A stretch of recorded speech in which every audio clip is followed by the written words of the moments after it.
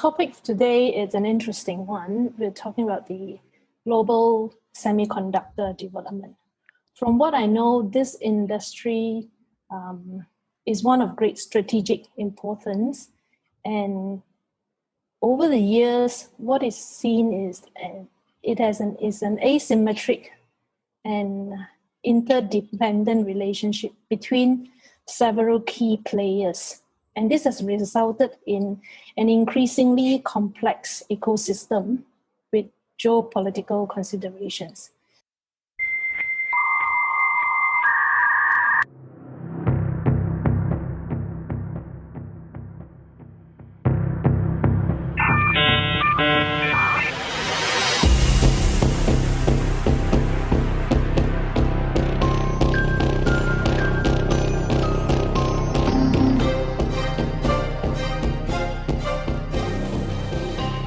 Welcome to the Security Lab podcast.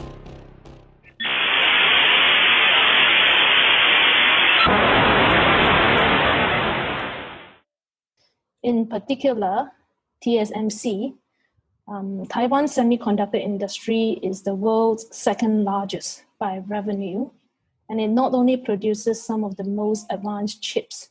For now, it accounts for 50% of global chip supply, and the lead is expected to continue. Okay, now, but its dominance in the semiconductor business has prompted some to position Taiwan as the most critical single point of failure. And there are not many alternatives if they should fail. So given the special relationship between Taiwan and China, what we are focusing today is only in the context of security, and also because there has been reports of rising attacks on the industry. So the next question that would naturally follow would be, what if? And to learn more about this, we have Grahame with us today to share his insights and observations on the issue. So thank you very much for being with us today, Grahame. Thank you. Nice to be here. Thank you. And perhaps you could introduce yourself a little to our listeners, a little bit about yourself. Okay. I'm the publisher and founder of an Australian telecommunications journal called Communications Day. We've been publishing since 1994. I've also was the editorial director of Telecom Asia, Wireless Asia and Telecom China magazine for several years around the turn of the century. And then after that, I was the editorial director of America's Network, Telepress Latino America, and RNT, which is a Portuguese acronym that I won't spell out here. And I've also worked for Telecom TV. So I've been doing a lot of reporting and commentary and analysis on telecommunications, and particularly in the context of, in recent years, things such as national security and supply chains. And I'm guessing that's why I've been invited to appear on this program, particularly the light that Australia has, which is the country I'm from and work in, has been quite at the forefront of dealing with the play between the telecommunications supply chain and national security issues. So would you like to share with us your thoughts and takes on the entire issue, where the semiconductor industry is at this point in time? Yeah, look, it's a big issue. It's a big issue, and I'm not sure people across the tech industry appreciate how big it could be. And I thought in your preamble, you made a very good point about how one company in Taiwan is effectively controlling 50% of market share in the world. And I think some people in the tech sector are starting to wake up to the fact that with some of the tensions in the Taiwan Strait and the South China Sea generally, that there is some risk to the world economy when a particular country that has security issues and particularly potential issues in terms of being able to be a reliable supply chain partner. There is a real concern about what could happen there and what could happen to the world economy if there was a major disruption in semiconductor supplies. I'm starting to hear some people in the telecom sector talk more and more about this. And I think COVID last year was a wake-up call, because we've seen dramatic shortages of semiconductors in specific verticals. One of them is automobiles, and there are real issues there. But another one, which seems a little silly, but it's modems for HFC networks. There's basically a 6-month drought, simply because it was deprioritized by various chip makers. And basically, if you want to order a new HFC modem and put your broadband on, there are none in the world until about May or June. Okay, so some of these little things have, and this is induced by COVID, not by anything else, but some of these things have made people wake up to the fact that, hey, we are basically, the entire world depends on 4 or 5 companies for semiconductors, and almost all the market share accrues to companies that have operations in 3 countries. That's Taiwan, South Korea, and the US. And even at this stage, China, which obviously is a major manufacturer in other areas of electronics and IT, even China only has a 20% self-sufficiency in semiconductors. Well, in fact, it's not quite there yet. They're going to get there in a couple of years, but they'll get to 20% in a couple of years. So China can't even supply its own needs, let alone the rest of the world. So there definitely is an issue there. And of course, and stop me if I'm going off subject here, but of course this is very tied into the fact that the whole world economy right now is based on the value created by tech companies. So Google, Apple, Facebook, and a couple of the other big ones collectively gone in market cap value from $5 trillion to $8 trillion in the last 12 months. And that it's their valuations and what they've done to the stock market is keeping the world economy going. We have negative interest rates, a lot of unemployment in specific sectors because of COVID across the world. So if something terrible and disruptive was to happen to tech because of an issue of semiconductors, we're going to have a real issue in the world. And that's the concern I'm starting to hear from a lot of people I talk to in telecoms and in tech. Thanks, Grahame. That was a very comprehensive sharing and observation about what's happening around the world. And from what I understand also is that semiconductors, these chips, right, they can actually go into technologies like 5G wireless devices, high-tech cars, and even smartphones. So yes. The potential, and Prof herself also has pointed out, is that Taiwan is the single point of failure. If anything untoward was supposed to happen and supply chain was disrupted, one can only imagine the huge disruption all over the world, in the world of tech. Yes. And it's a confidence thing as well. As I say, it's these absurdly pumped up market valuations for tech companies that's keeping the rest of the economy going.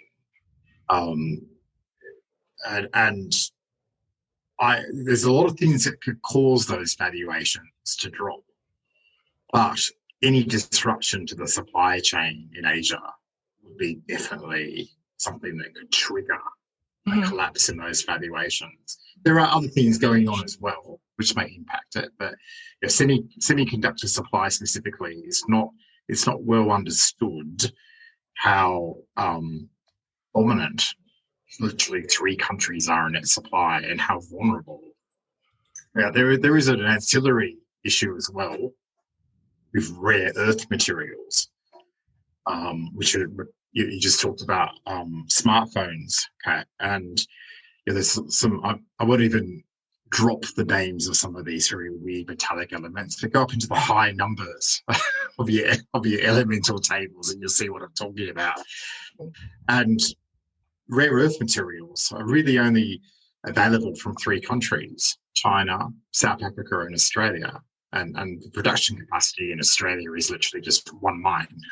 South Africa, I think it's a little more. China monopolizes rare earth supplies. So again, an astonishing choke point exists in something that is essential for the global technology industry. Okay. I'm going to share something which I saw recently on Bloomberg.com. What they shared was a very interesting graph about when it comes to semiconductors and the chips that are produced and the value chain that's involved, right? There will be things like, okay, I think where it all starts would be the chip design software. Then there's the equipment. Then there's fabless, foundry, and IDM. So foundry, from what I understand, is where these processors or these chips actually start to become physical. From just software design, they start to become physical, right? And this chart is actually showing that there are 3 companies, each in a different country. So therefore, 3 countries only that have this capability of a foundry, have foundry capabilities. Samsung, TSMC, and Samsung from Korea, TSMC from Taiwan, and SMIC from China. Yeah.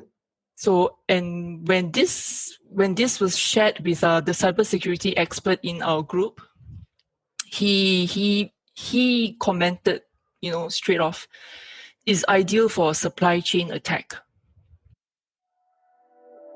Enjoying the show so far? Subscribe now so that you don't miss out on the latest episode. We are available on Spotify, Apple Podcasts, Google Podcasts, and many other platforms. Visit podcast.securityla.asia to get the links to subscribe.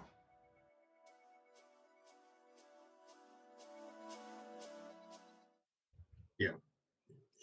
We've already seen, you're absolutely correct. We've already seen some disruption, of course, under President Donald Trump when he tried to pull export controls or some of the technologies that are required, particularly for very low nanometer integrated circuits. And you're absolutely correct, Kat, that the major foundries are located in those 3 countries. But a lot of the intellectual property behind microprocessors is actually American intellectual property.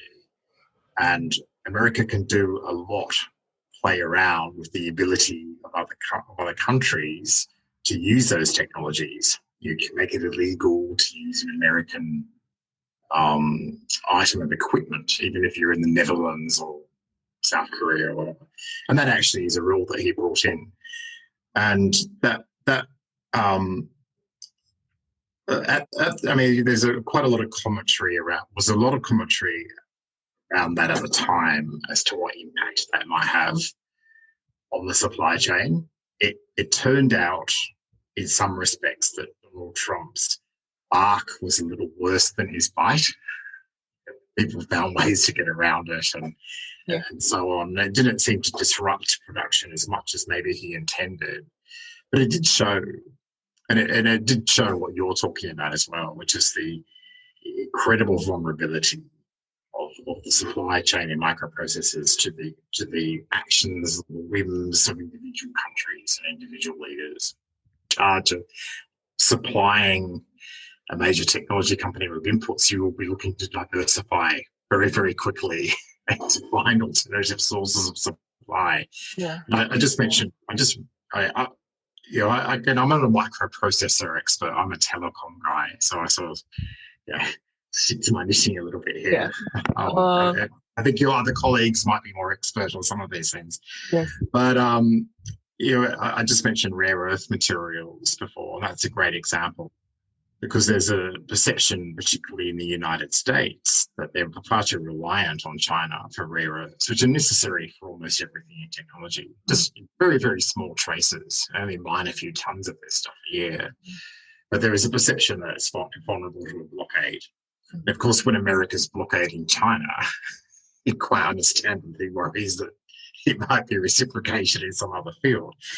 So that's actually what led to the investment that saw an Australian mine opened. So that it was actually American, an American incentive, American pressure that you should do something in Australia, and diversify the supply chain. And of course, with some of these elements, it's one that you can build a microprocessor foundry anywhere in the world if you have enough will and investment capital. But you can't conjure up things that take 20 million years to develop under the ground. Okay, that's nature, that's geology. There's no human capital involved in changing that. And in that particular scenario, there's only a few countries in the world where these rare earth materials occur naturally. So China, which I think has 80% of the known reserves, has enormous power in that regard. And you can't make that go away. It continues. It will persist. Speaking of diversifying supply chains, I think the European Union also realized what was coming in the horizon, and they actually have plans. Well, according to news reports, they have plans to build a foundry on European Union ground, maybe France. I'm not sure. There's no confirmation yet. And they will likely enlist the help of TSMC and Samsung to do so. And that's the thing. And moves are being made in this direction. And I think with everything, time. I'm a firm believer in the old concept in market economics of an equilibrium, of a pendulum that swings back and forth to extremes, and occasionally it hits the middle, and then you're in a good place for a while. But it often takes time for a pendulum to get to equilibrium. And foundries they're not restaurants, they're not school tuck shops. They take years and years and years to develop. And it doesn't solve the problem overnight. And as I just mentioned at the top of this interview, we actually have real issues right now with microprocessor shortages, which were created by simple things like having COVID in particular geographies, and everyone went home for 2 months, and you can't work from home to make a microprocessor. You actually need to be in the facility to do it. It can't be done by email. And we saw the vulnerability that created. And I'll choose my words very carefully here, but there are real concerns that for the best will in the world, we can make new foundries and all that kind of thing, but that might take too long to deal with what is seen as a real and emerging possibility that you will not be able to simply ship things out of East Asia with reliability within the next 2 or 3 years due to the geopolitical situation. Currently, right now, you're the telco guy, right? So do you see any impact upon 5G rollout, 5G equipment and things like that?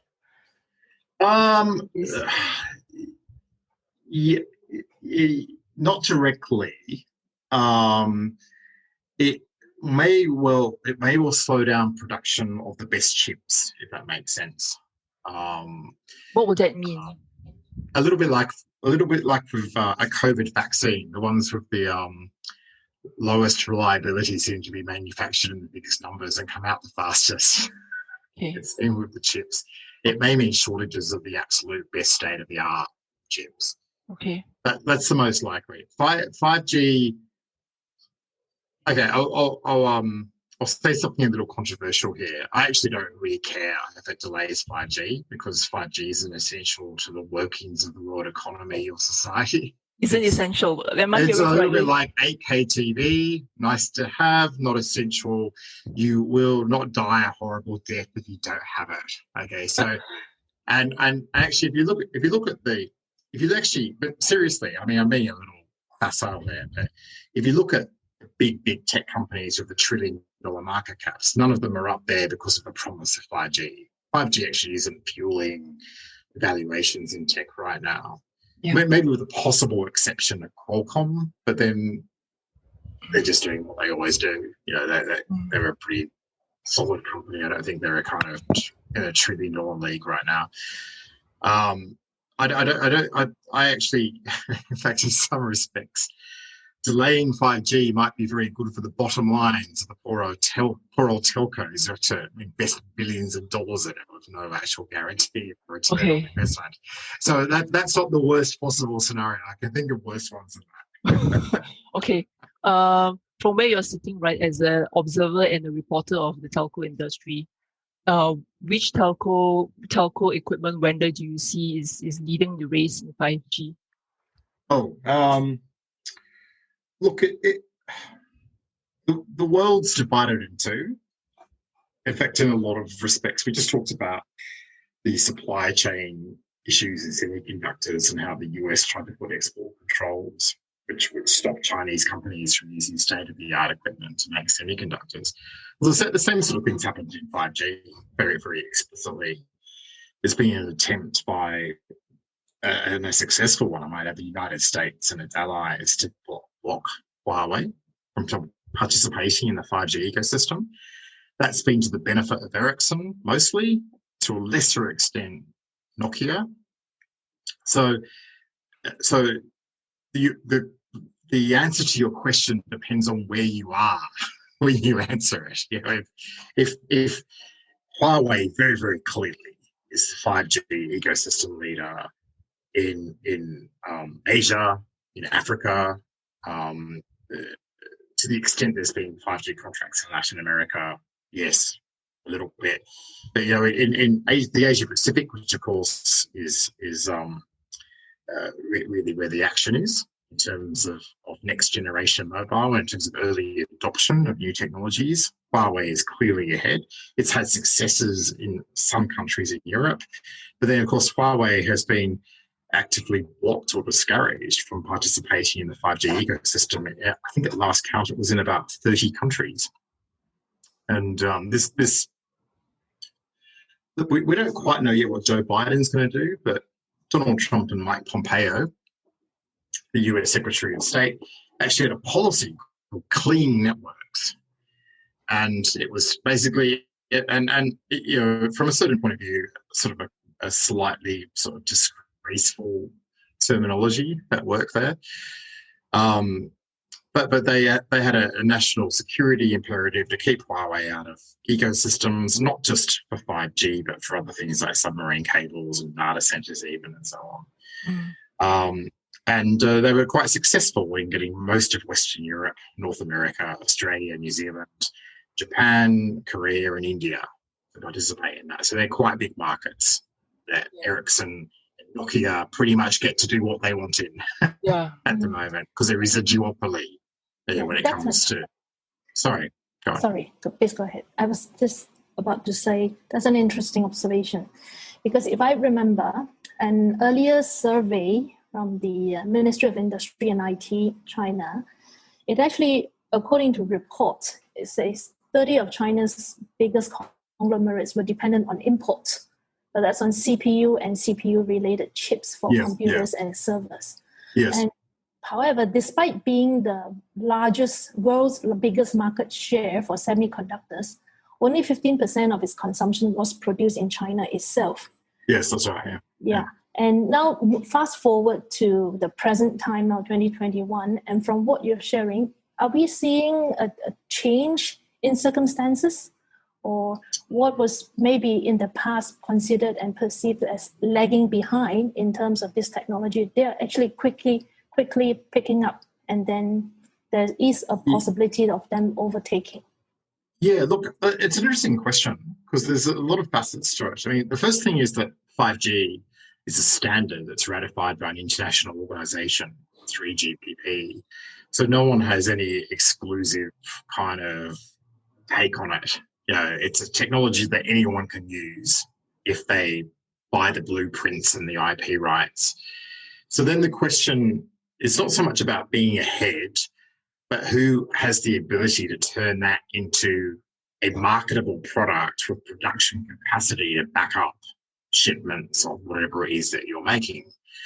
And it's pretty much without question that Huawei is the world leader at the logistics of making and selling mobile networks and installing them in countries. They are definitely the best at it in the world on that equation of being able to deliver what they promise in a timetable under a certain price. Yeah, they are. If you didn't have all these geopolitical issues, they would easily be the world's preferred, most reliable supplier. Now, that's one facet of the question. The other facet, though, is do they have the ability to make everything they need? And that's where it becomes a little murkier. It's a little, Huawei admits that there was a US blockade on exporting US technology to them 2 years ago or thereabouts. That hurt them. That did hurt them. But they came back from it pretty quickly. I think they just recorded a banner year, record revenues. I think they went over $100 billion of revenues for the first time last year. I might stand corrected a little on that. But it sort of within 18, 24 months, it's just like, whatever. We dealt with that. We march forward at full speed, and they don't seem to have been too affected by it. But as I said earlier, China overall still only has the ability to manufacture 20% of its semiconductors. Okay, now I'm not sure how that breaks down in specific things like manufacturing semiconductors for a 5G optical core or specific subproducts of verticals, but they're not quite there yet in terms of self-sufficiency. Then neither is Ericsson in Sweden, who is the second biggest manufacturer of 5G networks. Neither is Nokia in Finland. And for that matter, even though Samsung makes chips, neither is Samsung in Korea. They all have to import things. Even something as basic as a mobile phone screen, Samsung doesn't make the best ones. They have to get them from somewhere else. So the supply chains are incredibly diverse. I think someone looked at an iPhone once and found that there are things in iPhones, ultimately, if you break it all down, they come from over 50 countries. So there's sort of quite a lot of, and no one quite knows because half these things are proprietary secrets. I tell you what, Huawei is not reporting on their vulnerabilities either. So some of it's a bit of a mystery. The sense is that, Huawei is had some vulnerabilities, is running really, really fast to catch up. And, one of the key things they've done, one of the key things that could have hurt them is denial to the Android operating system, which of course is American intellectual property. And so Huawei are developing their own. Yeah. And if they just install that as the default on their handsets, and they're a pretty big handset manufacturer, all the app developers will develop for it because you'll be missing out on tens and tens and tens of millions of customers if you don't develop for their app system. So Huawei has shown a remarkable ability to handle what's been thrown at it and come up with a solution and kind of a self-help solution, if you like. That doesn't mean they don't get damaged by all this. Yeah. And conversely, same with Ericsson. Ericsson's really worried that Sweden banned Huawei because they're worried that China will ban them. And if China bans Ericsson, that's 20% of their revenues. Bang. So there's so much interdependency. It's very, very hard to unpick it and unravel. Another thing that I observe is the increasing involvement of or joint ventures or collaborations with some foreign entities, even in telco. Do you foresee any potential security threats in such a partnership? Can you elaborate on, give me an example of who you mean? For instance, I think there are some cases like Intel and some Chinese universities. They have involved a lot of investments, and yes. Technology licensing agreements and stuff like that. Yeah, look, that's probably the first thing to comment on is that, and this might surprise you, But in countries like the US and Australia, the degree of interconnectedness between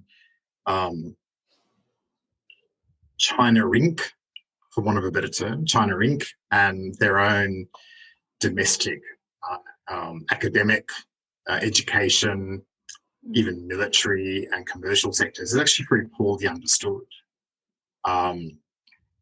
There was a report in Australia that came out just a few months ago detailing all the collaborations between Australian and Chinese universities in theoretical research that had perhaps a technology or military application. And it was big news because no one was aware of it. They hadn't heard of half of these collaborations. It was all a little bit of a secret, and then it kind of came out and people were quite shocked by the scale of it. And when I say shocked, from the point of view of are there potential security vulnerabilities on both sides? If you adopt the point of view I do, that all human beings are equally vulnerable to compromise, then I can see issues running both ways on these things. Australia and the US obviously would love to infiltrate Chinese universities as much as the reverse. It's an interesting question. So I think the scale of these collaborations is only beginning to be understood, and what the policy responses might be to them is another question. But you can only look for signs on the horizon. And, one thing I can tell you is that China is massively discouraging people from having anything to do with Australian universities right now. So that gives you maybe a little bit of a sign of the mood on this front. Okay. Grahame,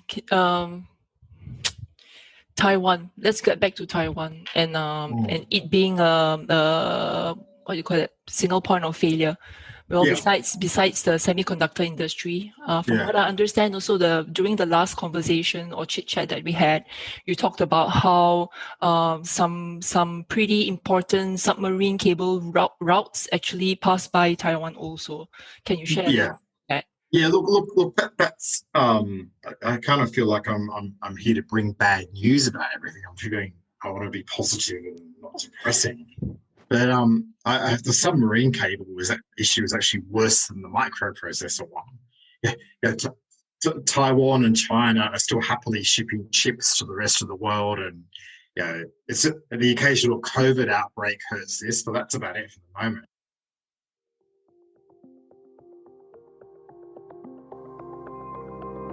Thanks for joining us this week on Security Lab. Make sure to visit our website at securitylab.asia, where you can subscribe to the show in iTunes, Spotify, or via RSS so you'll never miss a show.